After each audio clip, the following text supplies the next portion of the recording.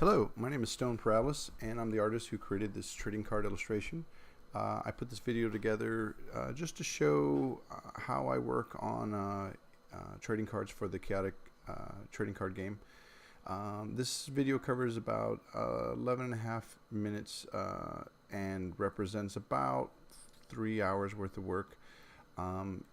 Just to jump right in, this character is called a Danian, and he is an insect creature who has a special ice weapon that he's going to throw at an incoming party of creatures traveling through the snow. The focus of this card was to draw the actual ice javelin, and anything else that I added was just purely extra. So I just decided to add little details like a creature and a background, but this is what's referred to in the trading card game as a battle gear card. So anyway, here what I'm doing is just blocking in really quickly the basic shapes that I want to fill in. I'm treating this the way I treat my normal oil paintings, which is painted all in different shades of gray, and then slowly layer color over it. In this case, this particular creature is not going to have much color on him.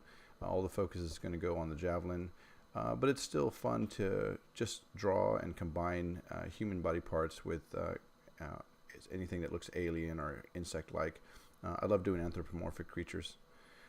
Here I'm slowly blocking in the nails or the claws of the creature, and I am working on separate layers. I usually put one layer for the foreground, and then a second layer for the mid, and then a third for the sky, treating it as the farthest back layer. And then within each of those, I stick them in folders, and then I add many sub layers.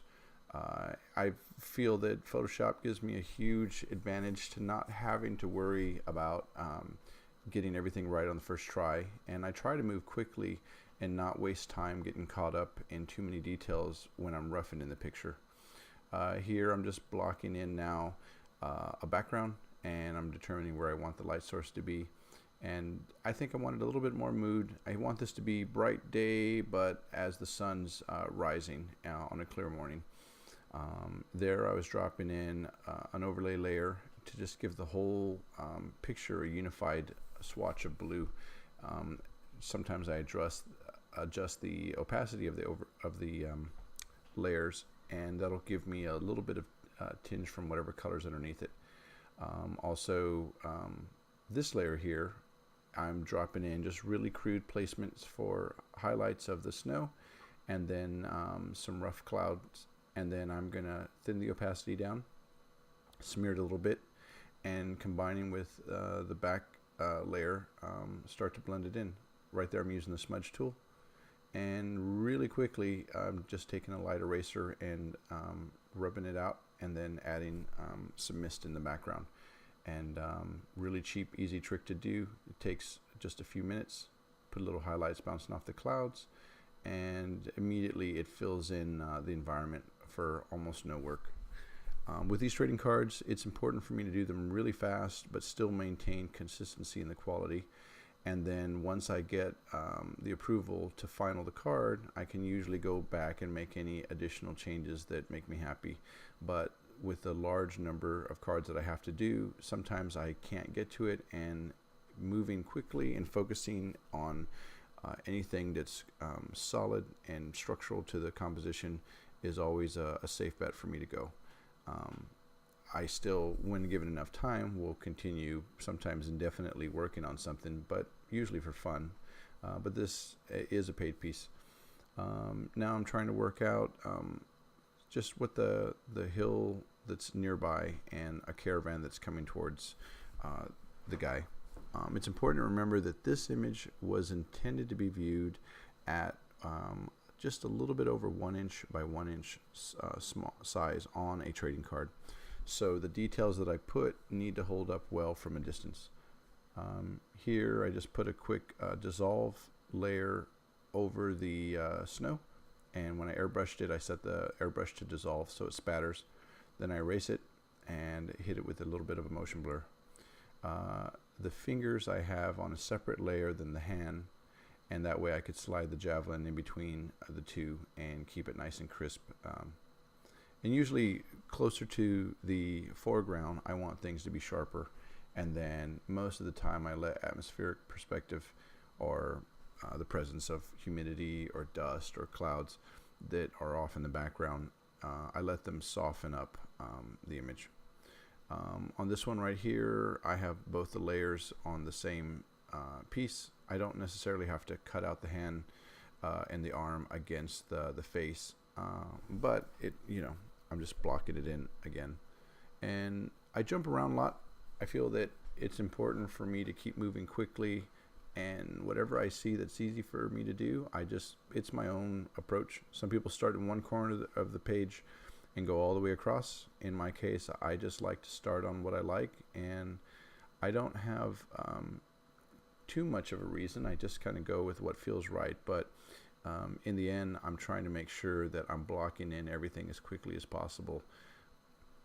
Here I'm just cleaning up the antenna. I want to have some segmentation, and I base these antenna on longhorn beetles.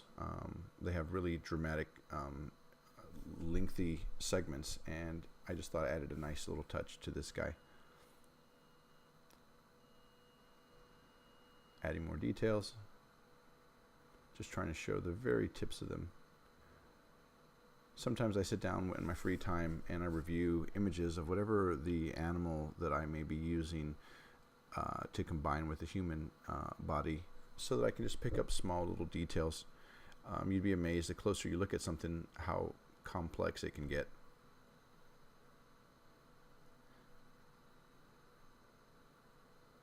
And just showing the junction between the head and the antenna.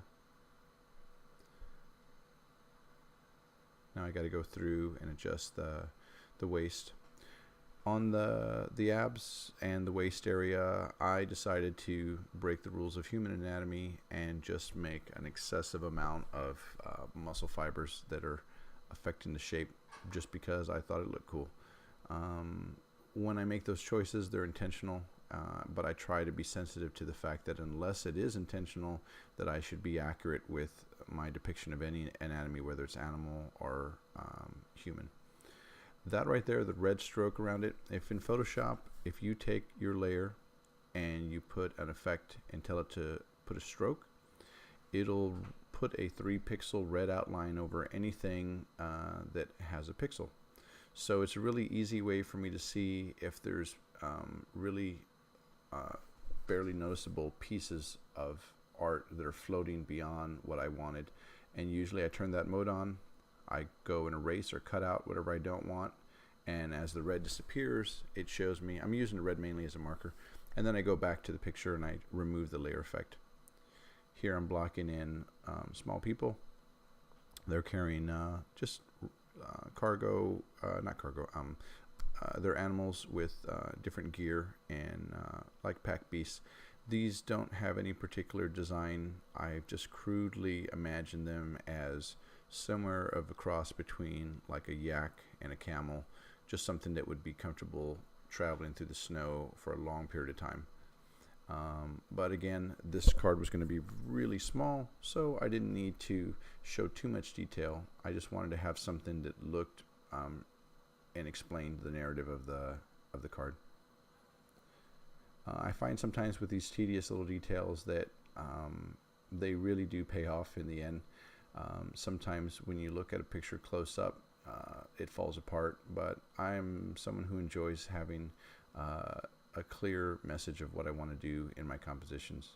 That being said, there are a lot of different ways to draw and paint these types of details, and I've seen some artists really efficiently depict a lot of things without actually spending the time to draw every detail. So what your technique is can go a long way to help you save time, especially when you're on a short schedule in a crunch period. And just adding little banners, highlights, and that brush right there is a 1-pixel brush. I've painted almost everything in this picture and in most of my pictures with a simple round pressure sensitive brush. It's a default brush that comes out of Photoshop.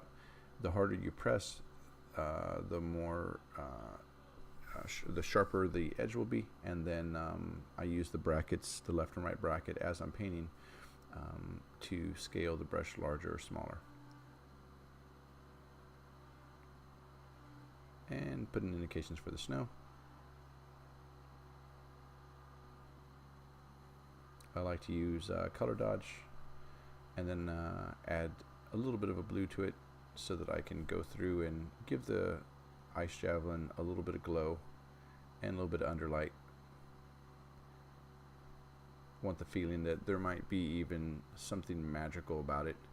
It's just a basically an icicle, but I needed to add interest to it. The design called for a very simple weapon that could be made out of the surrounding water, but it's still got to look cool.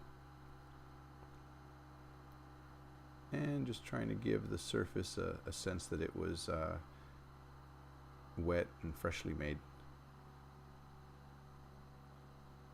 Even though it's a frozen environment, if the water were melted and then frozen rapidly, it would probably have a high polish to it. And I'm just about done here, making last adjustments to the color.